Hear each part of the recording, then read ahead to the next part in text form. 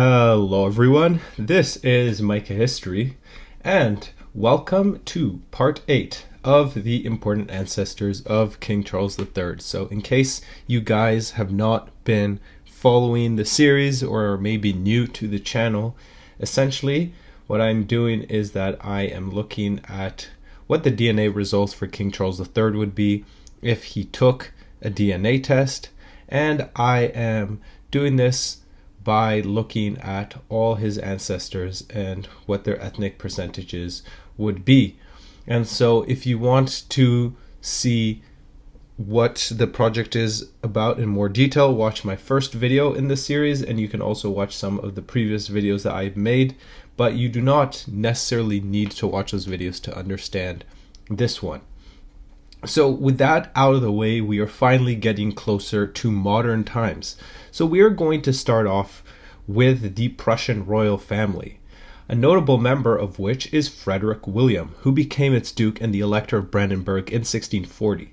Now he invested a lot in trade and the military, leading him to become known as the Great Elector, and setting up his state for future success after his death in 1688. Now he was just under half German, 15.25% French, 5% Lithuanian, 4.25% Dutch, 3.75% Occitan, 2.5% Venetian, 2.25% Czech, 2.25% Greek, 1.5% Russian, 1.5% Belarusian, 1.25% Swedish, 1.25% Ligurian, 1% Piedmontese and Emilian, 0.75%, and get ready for this, Polish, Ukrainian, Breton, Cuman, Lombard, Danish, Bosniak, Serbian, and English, 0.5% Spanish, Portuguese, Kashubian, and Sorb, and finally 0.25% Aragonese. And so yes, it is getting more and more complicated the further along we go in this series.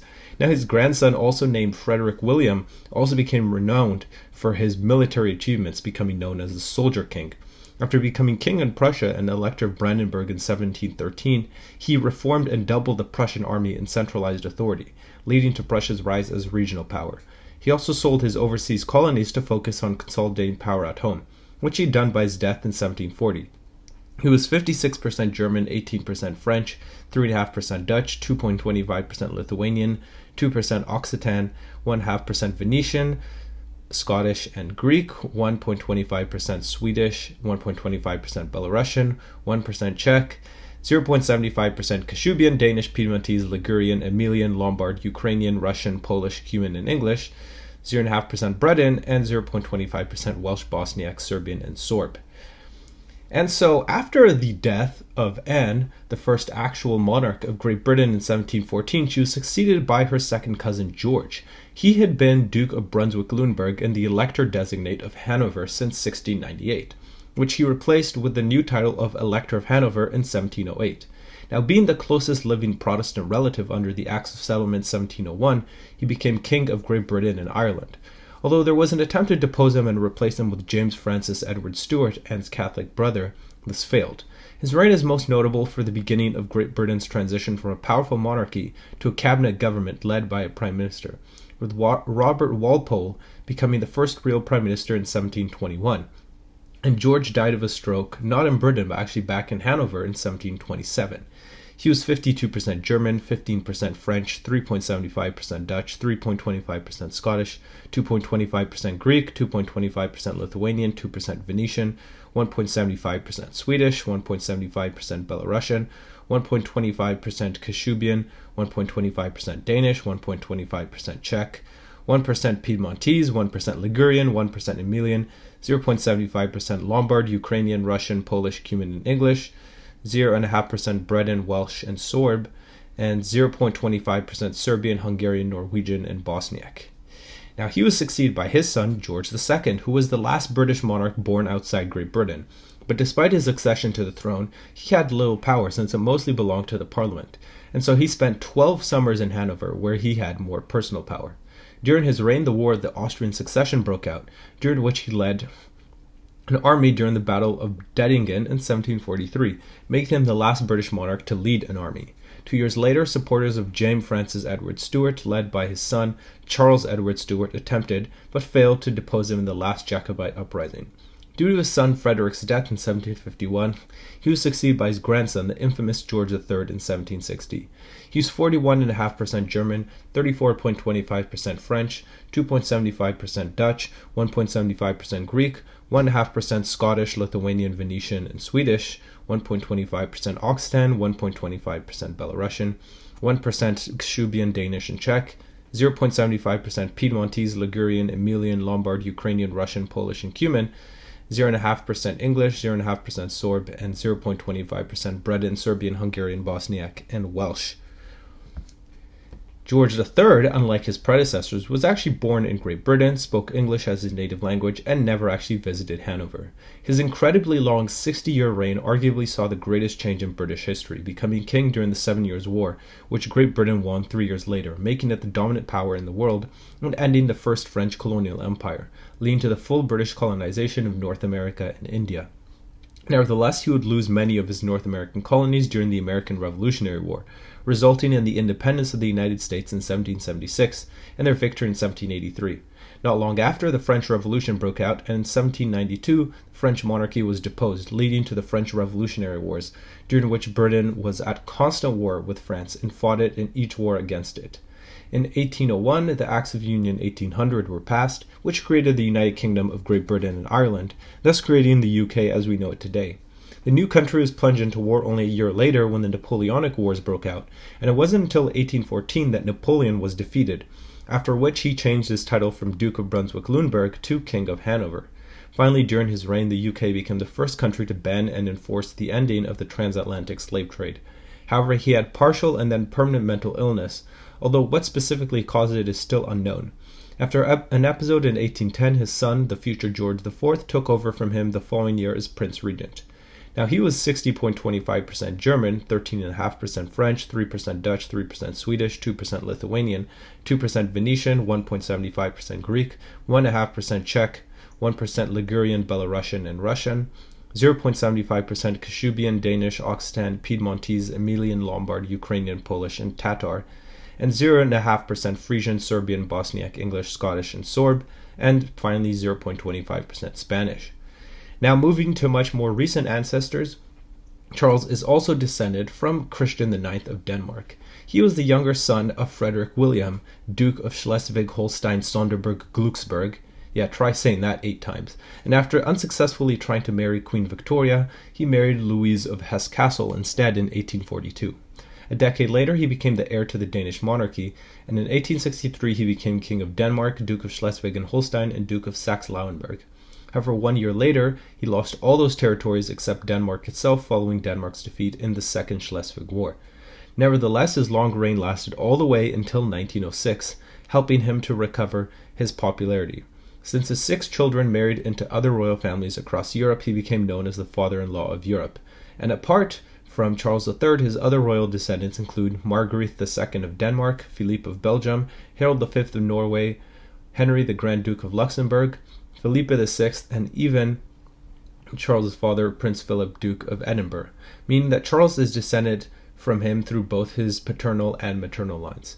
Now, despite being King of Denmark, he had no Danish blood and was actually 79% German, 7.75% French, 1.5% Dutch, 1.25% Greek, 1.25% Lithuanian, 1% Venetian, 0.75% Occitan, 0.75% Swedish, 0.75% Czech, and 0.5% Russian, Danish, Ligurian, Belarusian, Piedmontese, Lombard, Kashubian, Ukrainian, Polish, Emilian, and Tatar, and 0.25% English and Scottish. Now, although Christian never got to marry Queen Victoria, Charles, as you can imagine, is obviously descended from her. Now, she was the daughter of Prince Edward, the Duke of Kent and Strathern, the 4th son of George III. But in 1820, both her father and grandfather died, and she was raised under close supervision by her mother and her comptroller, John Conroy. She became Queen of the United Kingdom at age 18 after all 3 of her uncles died, and although she was a constitutional monarch, she tried to influence government policy. 3 years later, in 1840, she married Albert, Prince Consort, and just like Christian IX, their children married into the European royal families, making her the grandmother of Europe. But after his death in 1861, she went into deep mourning and avoided public appearances. In 1876, she became the first Empress of India, a position she would hold until her death in 1901. Although she didn't achieve really a lot herself, she's most known for the Victorian era that she presided over, during which the United Kingdom became the largest empire of all time, as well as the undisputed global leader. In addition, it reached its cultural golden age with the Industrial Revolution reaching its peak, as well as many scientific, technological, political, and military advances. Nevertheless, this quintessentially British Queen was actually 78.25% German, 6.25% French, 2.75% Dutch, 1.75% Swedish, 1.25% Lithuanian, Venetian, and Greek, 1% Czech, 0.75% Ligurian, 0.5% Russian, Kashubian, Danish, Occitan, Piedmontese, Emilian, Lombard, Ukrainian, Polish, Tatar, 0.25% Belarusian, and only 0.25% English. Pretty crazy. Now, her husband, Albert Prince Consort, was born in 1819 in Saxe-Coburg, Saalfeld, and at age 20 he married her. Although he at first felt constrained by his role, which didn't give him many responsibilities or power, he ran the Queen's household and was heavily involved in the organization of the Great Exhibition of 1851, which was very successful. He developed a reputation for supporting public causes such as the abolition of slavery worldwide and educational reform. Over time, Victoria became more dependent on his support and guidance, and because of that he persuaded her to become less partisan when dealing with Parliament, and thus helped develop the United Kingdom's constitutional monarchy. However, at age 42 in 1861 he died, which devastated Victoria, a loss which she would never truly recover from. Now, he was 3/4 German as well, 5% French, 2.5% Dutch, 2.25% Swedish, 1.75% Lithuanian, 1.75% Venetian, 1.5% Greek, 1.25% Czech, 0.75% Ligurian, Danish, Kashubian, Piedmontese, Lombard, Tatar, Emilian, Ukrainian, Polish, and Occitan, 0.5% Russian, Polish, Frisian, Belarusian, and English, which actually made him more English than Victoria, and then 0.25% Sorb. Despite all this, his oldest son, Edward VII, became the first king with his house's name, the House of Saxe-Coburg Gotha, after his ascension to the throne. As king, he helped modernize the home fleet and reorganize the British Army after the Second Boer War. He helped establish good relations between the United Kingdom and other European countries, especially France, although he had a bad relationship with his nephew, Wilhelm II, the German emperor. His reign lasted until 1910, seeing significant changes in society and technology, and witnessing the rise of socialism. Now, as both of his parents were, he was 3/4 German, and then he was also 5.5% French, 2.75% Dutch, 2% Swedish, 1.5% Lithuanian, 1.5% Venetian, 1.25% Greek, 1.25% Czech, 0.75% Ligurian, Danish, Kashubian, Piedmontese, Lombard, Ukrainian, Emilian, Tatar, and Occitan, 0.5% Russian, 0.5% Polish, 0.25% Belarusian and Frisian, and only 0.25% English. Now, he was succeeded by his son, George V, who was born in 1865. And growing up, he was the third in line of succession after his father and his brother Prince Albert Victor, Duke of Clarence and Avondale. At age 12, he began service in the Royal Navy until his brother's death in 1892 put him directly in line for the throne, which he took in 1910. Only a year later, the Parliament Act 1911 established the supremacy of the House of Commons over the unelected House of Lords. But the most important moment of his reign was World War I, after which the United Kingdom reached its height, but after which began its decline. After the war in 1924, he appointed the first Labour Ministry, and in 1931 the Statute of Westminster gave the British Dominions independence, leading to the independence of Ireland, Canada, and South Africa. He died in 1936, and his reign saw the rise of socialism, communism, fascism, Irish republicanism, and the Indian independence movement, which created a great shift in the British Empire's political landscape. He was once again 3/4 German, as well as being 7.25% French, 2.5% Dutch, 2% Swedish, 1.5% Lithuanian, 1.5% Venetian, 1.25% Greek, 1% Czech, 0.75% Occitan, Russian, Danish, Ligurian, Piedmontese, Lombard, Kashubian, Ukrainian, Emilian, Ligurian, and Tatar, 0.5% Belarusian, 0.5% Polish, and once again only 0.25% English, just like the previous two British monarchs. Now, although he was briefly succeeded by his son Edward VIII, he soon abdicated to marry his twice divorced American wife, and therefore was succeeded by his brother George VI. As the second son, he was not expected to inherit the throne, and so served in the Royal Navy and Royal Air Force during World War I. The main event of his reign was World War II, during which the United Kingdom and its dominions except Ireland declared war on Germany and later Italy and Japan. Buckingham Palace was actually bombed during the war while his family was inside, and his younger brother, also called George, actually died in service. However, he was seen as sharing in the hardships of war and became a symbol of the British determination to win the war. Although they won the war, it began the real beginning of the decline of the British Empire, and he lost his title as Emperor of India after its independence in 1948. Because of his smoking habit, he died of a coronary thrombosis in 1952, succeeded by his daughter Elizabeth. Once again, he was mainly German, being 64.25% German, 12.5% Hungarian, 7.75% French, 2.25% Dutch, 1.5% Swedish, 1.25% Venetian, 1.25% Lithuanian, 1% Greek, 1% Czech, 0.75% Occitan, Russian, Danish, Ligurian, Piedmontese, Castrubian, and Ukrainian, 0.5% Emilian, 0.5% Tatar, 0.5% Lombard, 0.25% Polish, and 0.25% Belarusian. And as you can see, there actually isn't even any English in there at all, not because obviously he didn't have any English ancestry, but it just is lower than my threshold of 0.25%. So essentially he was basically not even English at all, weirdly enough.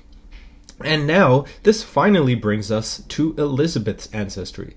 So what is it? Stay tuned for the next part, where we will finally reveal the estimated DNA results for both Elizabeth II and Charles III. I'll see you there.